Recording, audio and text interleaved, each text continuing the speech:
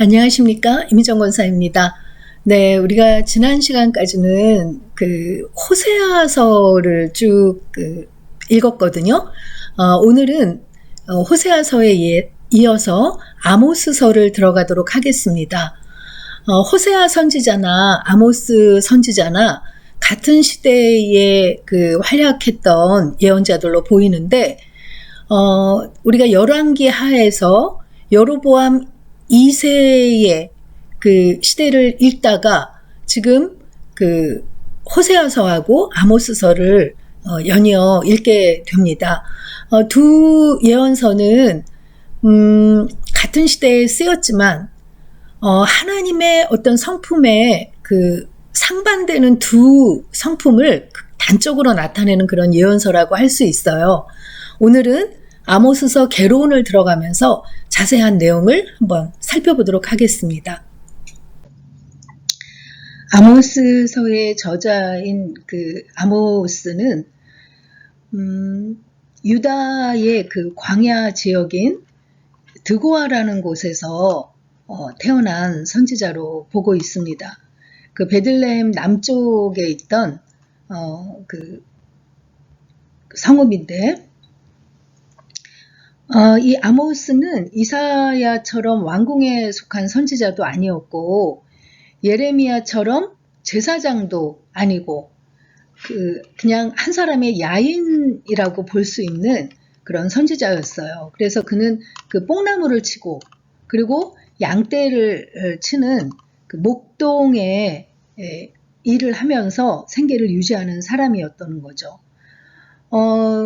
아모스의 이름은 무거운 짐을 진 자, 짐꾼 이런 뜻을 가지고 있다고 해요. 그런데 그는 양떼를 돌보고 있는 동안에 하나님의 부르심을 받은 거죠.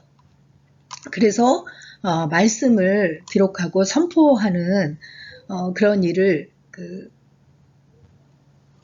맡게 됐는데, 당시에 북이스라엘의 남유다의 두고아에서 태어났지만 북이스라엘의 상황을 비롯해서 주변 국가들의 정보를 다 알고 있던 실력자였다는 것을 알 수 있습니다. 하나님이 주신 말씀을 선포한 것이지만 그가 주변 국가들에 대한 기본적인 지식이 없다면 또 그런 말씀을 선포하기가 어려웠을 거라는 거죠. 우리가 예언자의 특성을 처음에 알아볼 때 그들은 주변 국제 정세에 밝은 전문가들이었다라고 이렇게 말한 부분이 있는데, 아모스 역시 그랬다는 것을 알 수 있습니다.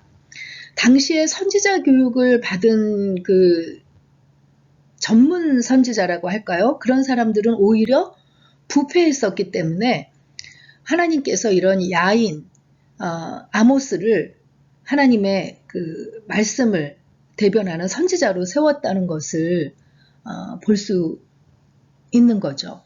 그래서 아모스는 동포를 사랑하는 그런 사람으로서 하나님의 말씀을 단호하게 전한 것을 볼 수 있습니다.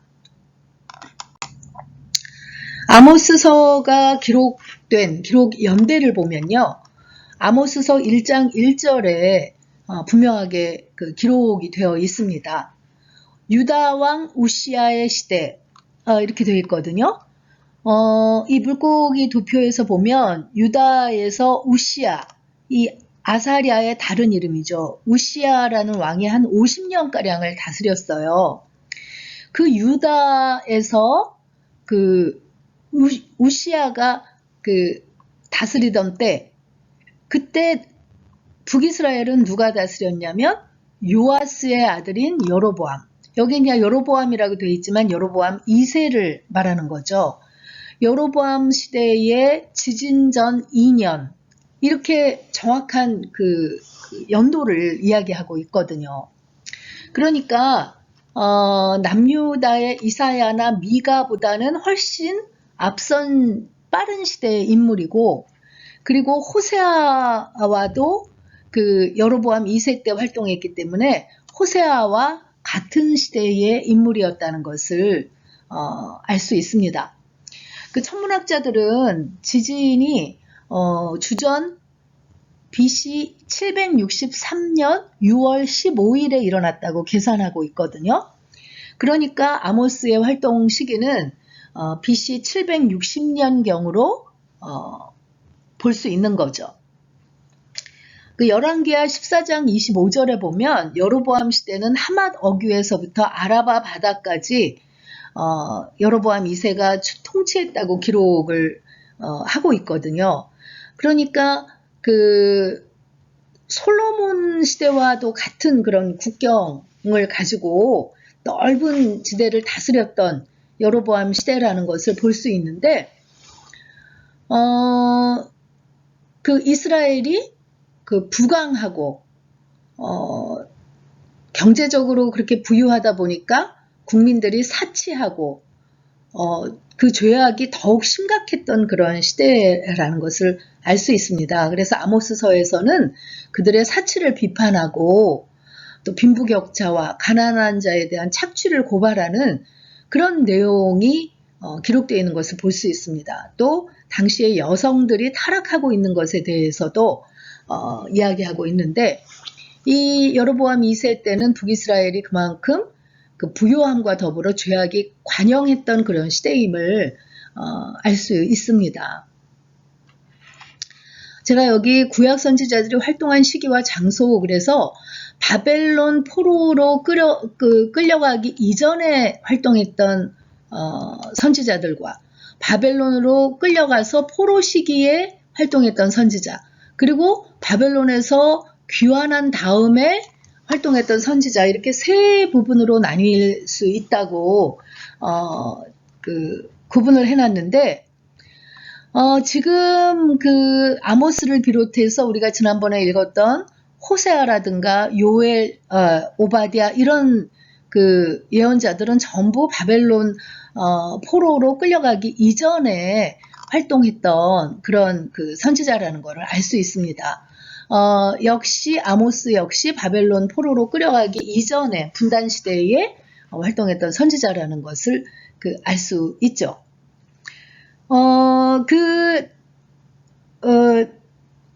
유다에서 그 우시야 왕이 활동했던 시대에 아모스 선지자가 활동했다고 했는데 우시야는 유다의 적을 물리치고 예루살렘의 성벽을 튼튼하게 증축했어요. 그래서 그 우시야가 다스리는 동안 유다가 번성했고 아모스 선지자의 영향으로 영적으로 단단한 그런 시대를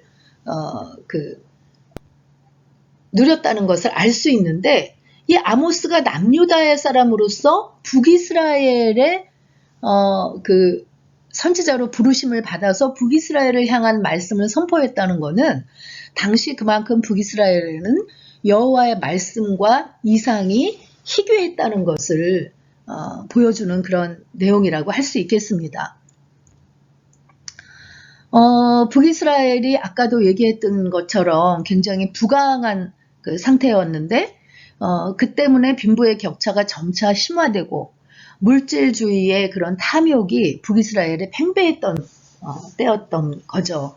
그래서 사람들은 더욱 부를 축적하기 위해서 수단과 방법을 가리지 않고 가난한 자들과 하류층 사람들을 수탈하고 멸시했습니다.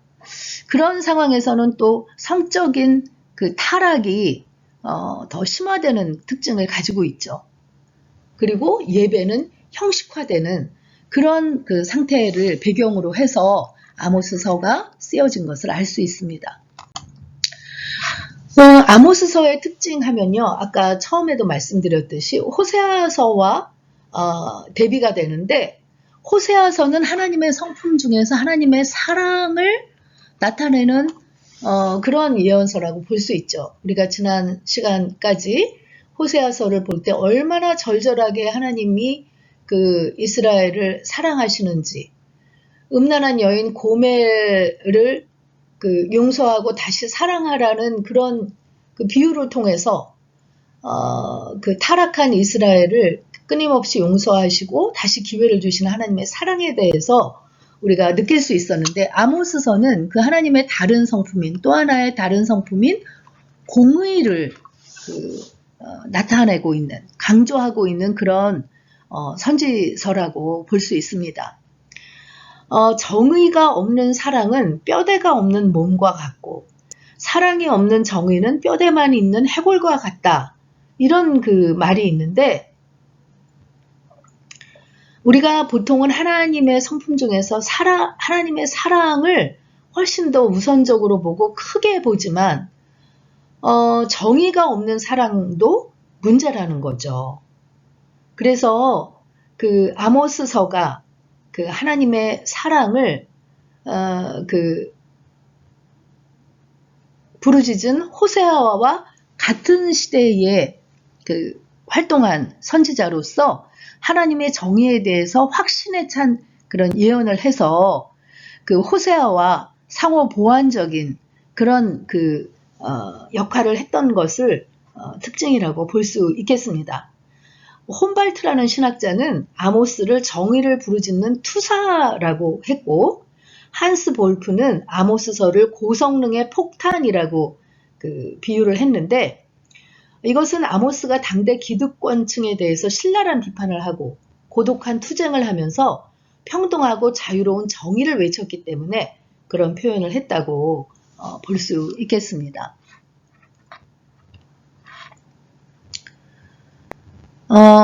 그 아모스는 그 정의의 하나님을 정확하게 제시한 예언자로 볼 수 있어서 정치, 경제, 종교, 도덕 모든 삶에 있어서 정의의 질서가 지켜질 것을 하나님께서 원하신다. 그것을 어길 때는 반드시 벌하신다라는 그런 그 내용을 가지고 있다는 것을 볼 수 있습니다. 그래서 아모스서의 목적은 이스라엘에 나타난 방종과 배교와 부패에 대한 하나님의 책망과 심판을 선포하고 그들에게 잘못된 길만 이렇게 지적하는 것이 아니라 그들에게 바른 길을 제시하는 것을 목적으로 하고 있다고 볼 수 있겠습니다. 아모스는 북이스라엘 사람은 아니었지만 북왕국의 타락상을 잘 알고 있었습니다. 그래서 하나님께서는 유다의 한 농부인 아모스를 통해서 이스라엘의 죄악을 책망하시고 하나님의 공의로운 심판이 그들에게 임할 것을 예언하셨다는 거죠. 형식적인 희생제물이나 절기나 노래나 기도 이런 종교의식을 기뻐하지 않으신다고 마치 폭탄선언 같은 것을 말씀을 전했는데 율법주의적이었던 당시의 유대 민족에겐 굉장히 충격적인 내용이었죠. 그래서 못마땅해 하는 이스라엘 민족들에게 범죄하는 민족에겐 희망과 미래가 없다라고 그런 선포하면서 범죄 중에도 이스라엘이 세계를 지배할 거라는 그런 그 환상은 깨라고 이렇게 선포하는 것을 볼 수 있습니다. 아모스의 메시지는 당대의 사회압, 특히 부자들이 가난한 사람을 억누르고 괴롭히던 착취성, 부정, 이런 그 민족의 신앙을 해친 부도덕과 사치 추구에 대한 죄악을 공격했고 이 모든 것은 여호와께서 반드시 응징할 죄악으로 보았던 거죠. 아모스서의 또 구조를 살펴보면은요, 심판을 선포함으로써 1장, 2장을 시작하는데 특히 아모스가 주변 국가들을 둘러보면서 8가지 경고하면서 고발하는 것을 볼 수 있습니다.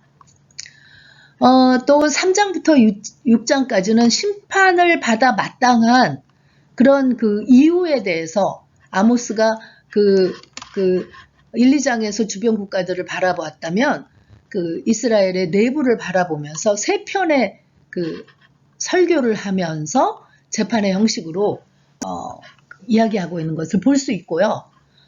7장부터 9장까지는 이제 앞으로 임할 심판에 대해서 설명하면서 앞을 내다보는 그런 이야기를 하며 5개의 환상을 보여주고 그에 대한 판결과 그렇지만 앞으로 용서하며 회복하는 그런 이야기를 그리고 있는 그런 구조로 되어 있는 것을 볼 수 있습니다.